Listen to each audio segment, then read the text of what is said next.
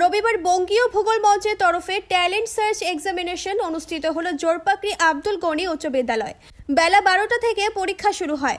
4টি বিদ্যালয় থেকে ছাত্রছাত্রীরা পরীক্ষা দেয়। পুটিমারি মথুরা মোহন উচ্চ বিদ্যালয়, PUR high school, Bhotpati HBL high school এবং জোরপাকড়ি। পশ্চিমবঙ্গের প্রত্যেকটি সেন্টারে একই দিনে একই সময় এই বঙ্গীয় ভূগোল মঞ্চের তরফে ট্যালেন্ট সার্চ এক্সামিনেশন পরীক্ষা অনুষ্ঠিত হচ্ছে। ছাত্রছাত্রীদের মেধা যাচাই করার জন্য এই পরীক্ষা প্রত্যেক বছর করা হয়।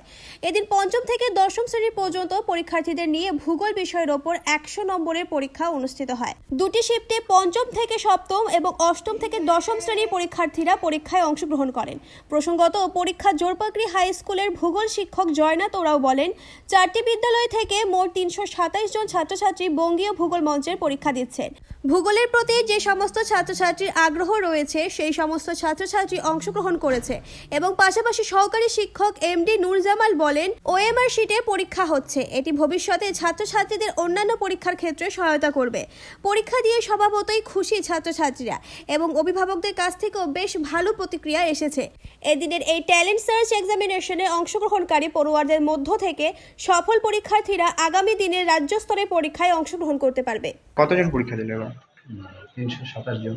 327 জন। কোন কোন বিদ্যালয় থেকে ছাত্রছাত্রীরা এসেছে? এখানে হচ্ছে ভটপটি এইচবিএল হাই স্কুল, তারপর PUR high school, Putimari Mathura Mohan high school এবং জোরপাকড়ি হাই স্কুল।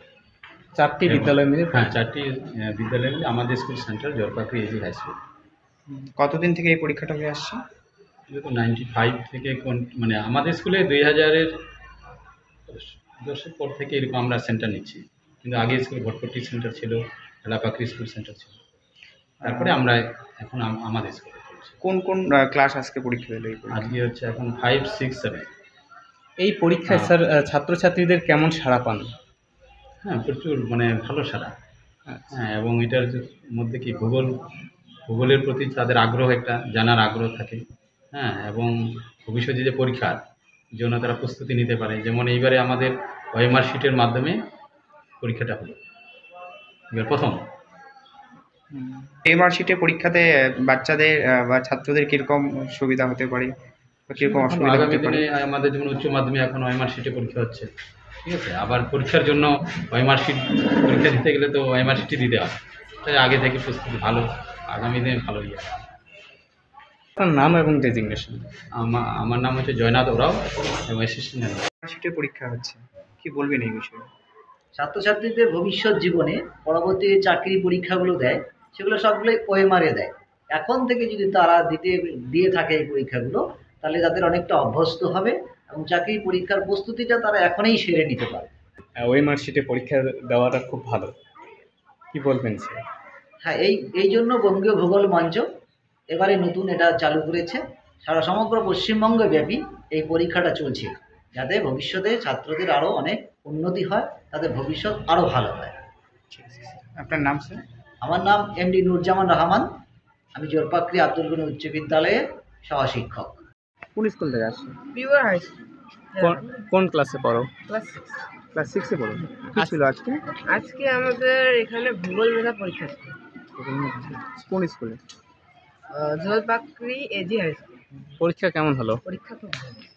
আচ্ছা, কত নম্বরের মধ্যে পরীক্ষা হলো? 100। আচ্ছা, প্রত্যেক বছরই এই পরীক্ষা দাও তুমি?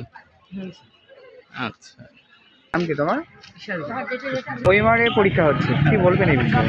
না, ওএমআর একটা ভালো বিষয়। এটা মানে ভবিষ্যতে তাদের পড়াশোনাকে এবং কম্পিটিটিভ পরীক্ষার ক্ষেত্রে তাদের এগিয়ে নিয়ে যাবে।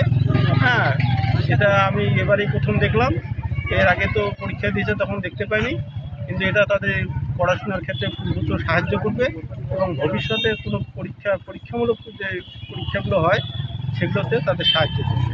আপনার কে পরীক্ষা দিচ্ছে? আমার মেয়ে পরীক্ষা দিচ্ছে। আচ্ছা, কোন ক্লাসে? ক্লাস 7-এ পড়ে।